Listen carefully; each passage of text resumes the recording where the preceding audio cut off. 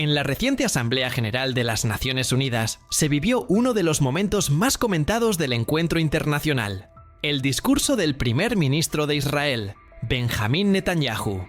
Cada año, los líderes del mundo suben al podio de la ONU para expresar sus posturas sobre la política global, pero no todos logran generar tanta atención como lo hizo Netanyahu. Esta vez, no solo se trató de palabras, sino también de un uso estratégico de imágenes y comparaciones que buscaban dejar claro un mensaje. Israel no es únicamente un país pequeño rodeado de enemigos, sino un actor central en la seguridad internacional. Ya empezamos, pero antes, suscríbete y mantente al día con los discursos y debates internacionales más importantes del momento. Ahora sí. Desde el comienzo, Netanyahu se mostró desafiante, con un tono firme que no daba espacio a la duda. Para impactar al público presente, desplegó un cartel que mostraba la enorme red de túneles construidos por Hamás en Gaza. Lo levantó frente a los delegados y periodistas, dejando en claro que lo que decía no era una exageración, sino una realidad tangible. Según él, esa red subterránea es la prueba de que los terroristas palestinos han invertido recursos no en mejorar la vida de su población, sino en prepararse para la guerra y en usar a civiles como escudos humanos. Con esta estrategia visual, Netanyahu logró que su discurso no fuera solo escuchado, sino también visto y recordado. Uno de los momentos más duros de su intervención fue cuando apuntó directamente contra Irán. Para el líder israelí, el régimen iraní no es simplemente un país más con ambiciones regionales, sino la fuente principal del terrorismo islamista radical en todo el planeta. Netanyahu explicó que Teherán financia, arma y coordina a grupos como Hamás en Gaza y Hezbolá en el Líbano, que constantemente lanzan ataques contra Israel. No se limitó a acusar, también señaló que esta red de violencia amenaza no solo a su país, sino a la estabilidad de Oriente Medio y del mundo entero. El discurso tuvo también un componente de acusación hacia la comunidad internacional.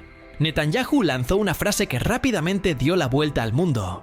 Hay líderes que en público nos condenan, pero en privado nos agradecen. Con esa sentencia, quiso exponer lo que él considera una hipocresía de ciertos gobiernos que de cara a las cámaras critican las acciones militares de Israel, pero detrás de puertas cerradas reconocen que su país provee inteligencia y frena amenazas que podrían extenderse más allá de sus fronteras. En ese mismo sentido, el primer ministro aseguró que Israel comparte constantemente información con sus aliados sobre células terroristas que planean atentados en Europa, Asia o América. Según él, muchas vidas se han salvado gracias a esa colaboración. Lo planteó como una forma de subrayar que el rol de Israel va mucho más allá de su región. Estamos defendiendo no solo a nuestro pueblo, sino a toda la civilización moderna frente a la barbarie. La frase buscó colocar a su país en un plano heroico, como un muro de contención frente al extremismo.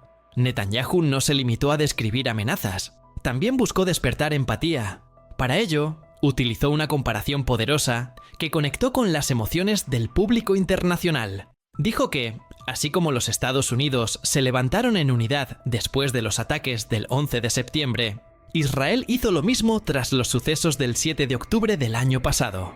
La idea era clara: equiparar el dolor de su nación con uno de los traumas más profundos de la historia estadounidense contemporánea, logrando así que los delegados comprendieran mejor lo que significó ese ataque para los israelíes.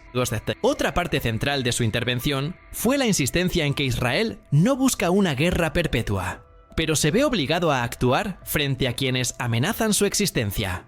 Netanyahu explicó que cada operación militar es cuidadosamente planificada para minimizar las bajas civiles, aunque reconoció que en un conflicto tan complejo es imposible evitarlas por completo. Para reforzar su argumento, acusó a Hamás de esconderse detrás de hospitales, escuelas y barrios residenciales, lo que convierte a los propios palestinos en escudos humanos. De esta manera, buscó invertir la narrativa que acusa a Israel de cometer abusos en Gaza, señalando que, en realidad, el enemigo es quien provoca la tragedia humanitaria. El uso de recursos visuales fue otro punto que marcó diferencia en el discurso. No fue la primera vez que Netanyahu emplea gráficos, mapas o imágenes en la ONU, pero en esta ocasión lo hizo con una carga simbólica especial. Mostrar los túneles de Hamás en un cartel gigante tenía la intención de dejar una imagen clara en la mente de cada delegado. Mientras algunos gobiernos discuten sobre derechos humanos, Israel enfrenta una maquinaria de guerra construida bajo tierra, lista para atacar en cualquier momento. Fue una forma de presentar pruebas físicas, aunque fueran simples ilustraciones, que reforzaran la veracidad de sus acusaciones. Además, Netanyahu aprovechó la tribuna para señalar que Israel se encuentra en una posición estratégica no solo militar, sino también tecnológica. Recordó que su país ha desarrollado sistemas de defensa como la cúpula de hierro, que intercepta misiles y salva miles de vidas. Aseguró que estos avances no son únicamente para uso interno, sino que también han servido a otros países en la lucha contra amenazas similares. Con esto, buscó reforzar la idea de que Israel es un proveedor de seguridad global y no un agresor, como suelen describirlo algunos de sus detractores. El ambiente en la sala fue una mezcla de atención y tensión. Algunos delegados lo escuchaban con evidente incomodidad, mientras que otros asentían discretamente.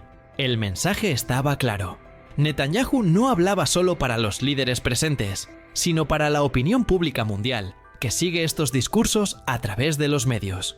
Sabía que cada palabra sería analizada, criticada o aplaudida, y por eso apostó por frases contundentes y comparaciones difíciles de olvidar.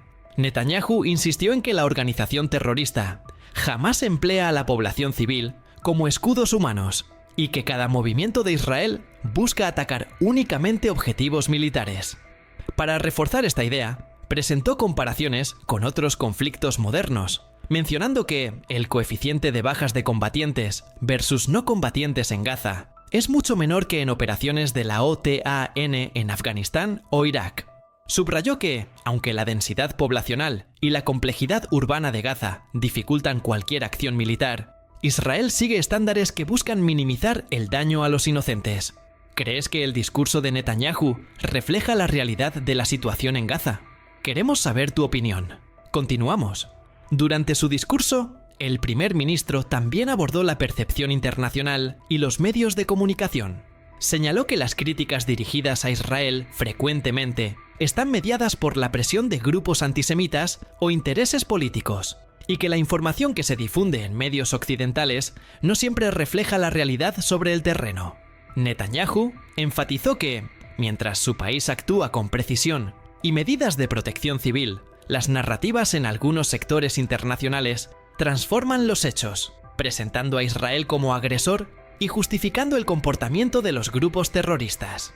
Uno de los momentos más impactantes de su intervención fue cuando Netanyahu comparó la situación con los crímenes cometidos por regímenes genocidas históricos, incluyendo el nazismo. Preguntó retóricamente, ¿acaso un país que busca eliminar a su población le pediría a la población civil que se retire de las áreas de peligro? Con esta analogía, buscó reforzar que Israel actúa de manera opuesta a cualquier régimen genocida, advirtiendo a los civiles y evitando ataques indiscriminados. Su intención era presentar evidencia de que las acciones de Israel no tienen un carácter de exterminio, sino de defensa ante amenazas extremas.